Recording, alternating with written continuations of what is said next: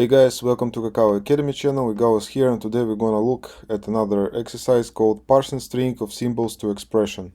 Given an expression as a string consisting of numbers and basic arithmetic operators, plus, minus, multiply, divide, the task is to solve the expression input.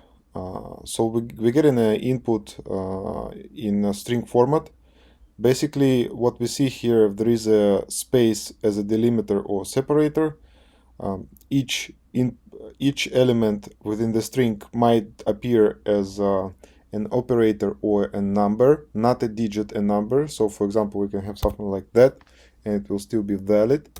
That said, within the scope of the task, we are dealing with single digit numbers. It can definitely be increased to something else. In addition to that, we see that there is a particular structure, right? So we see that there is a number, separator, operator, and so on, so on, so on. So this gives us an idea of how our input might be structured.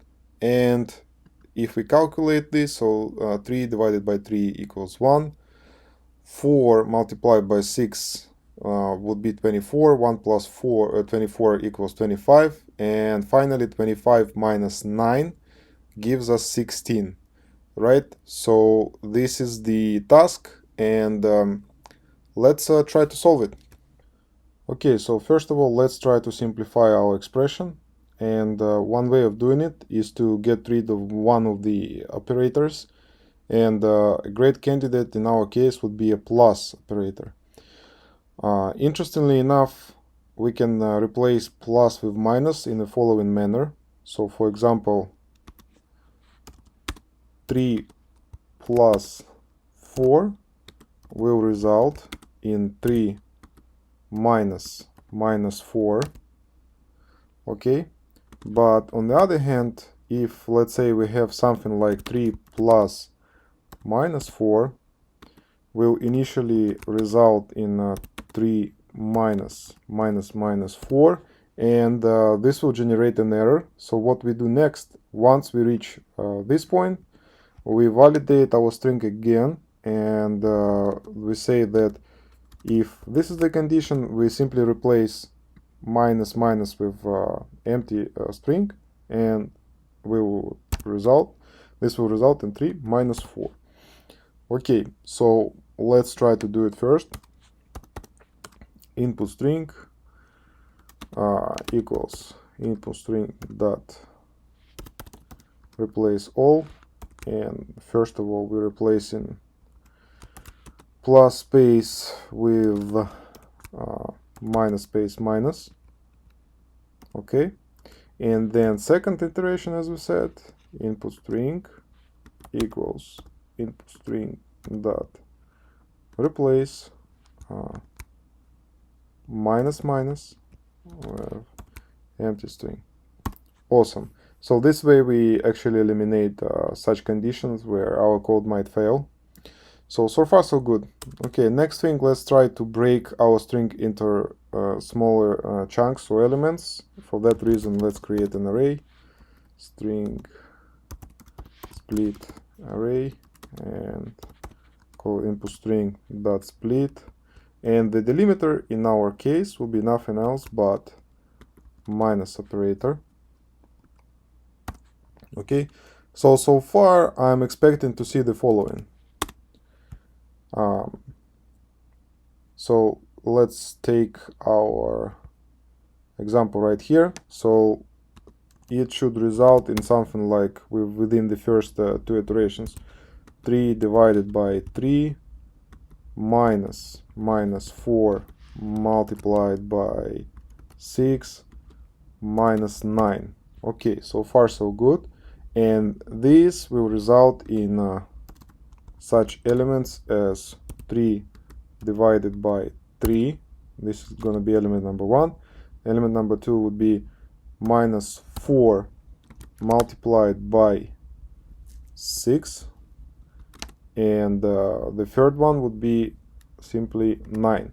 Okay, so this is what we would like to achieve, and we've got it here in our split array. Now we can think about parsing it. So for string s in our split array. Okay, so we're parsing each element, and our goal is to identify if it's simply a number or an expression. To do that, we would say not int but string array tmp equals s dot split space. Okay, and here we pretty much have a logical fork, so we either say condition number one, if rtmp dot length more than 1, so we're gonna do one thing, and here I'll say else I'm gonna do another thing. Okay, so in case our array is actually, or element of the initial split array is an expression, then in this case we will say so int first num equals rtmp 0,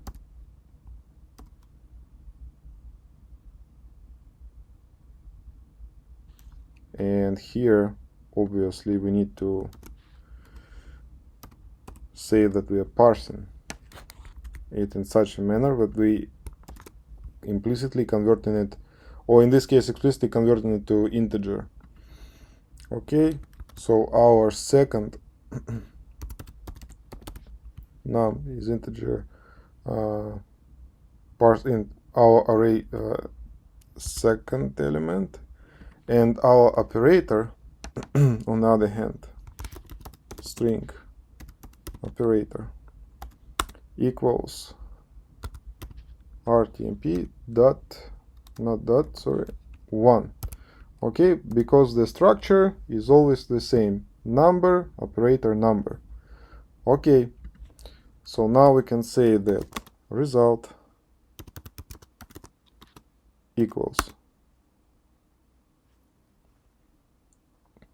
so we eliminated plus operator, we now got rid of minus operator, so the only two operators left would be division or multiplication. So in this case we say result equals operator equals multiply would be first num multiplied by second num. If it's not the case, then we only left with division divided by second num. Okay, so far so good. So this is the case where we are dealing with expression. If it's not an expression, we say int result equals integer dot parse int rtmp 0, because it's a single element and it's gonna be 0. So we can clearly see the common part. Let's extract it. So from here we say int result, and here we can simply remove a declaration and instantiate our temporal result variable. Okay, so we've got a final value for each of the elements in our original or initial split array. So let's think what we can do about it. Basically, we parsing through these elements, and we know that with each iteration we gonna use minus, right? We used minus for delimiter, and this is the operator that will be among two consecutive elements of our array. So what we can do is the following. We can introduce a stack data type, Let's introduce stack data type. Let's say stack integer final result. Oops. Will be equal to new stack. Okay. So the result is here. It's been instantiated, and let's think what we can do with a stack. Basically, we say if our stack is not empty, we're gonna pull last element of the stack, reduce the result from it, and push it back to the stack. If it's empty, we're simply gonna push it to the stack. So we say if not final result empty, we say again, let's call it for a final number. Final number would be final result dot pop. Okay, so we pretty much removing the element from our stack, and we say final result dot push final num minus, as we said, result. Okay, that's in case stack is not empty. In case stack is empty, we actually do the following. We say final result dot push result. That's it. And by doing this, we pretty much update final result stack every single time we run into element in our split array. And all we have to do next is to return the element in our stack, and it will be final result dot pop. That's it. So let's see if it works. So this is our input, and expected output is 16. And here we say, let us know if expected output equals to output of our function calculate expression. Let's see. True. Okay, so our code is working. I do believe that you can approach this exercise from a different angle and avoid mutating the initial input string, but it would introduce a way more complex logic populated with if statements, and this approach, in my opinion, is way more readable, descriptive, and easier to comprehend. I hope you liked it, guys. Please like and subscribe. Thank you, and stay safe.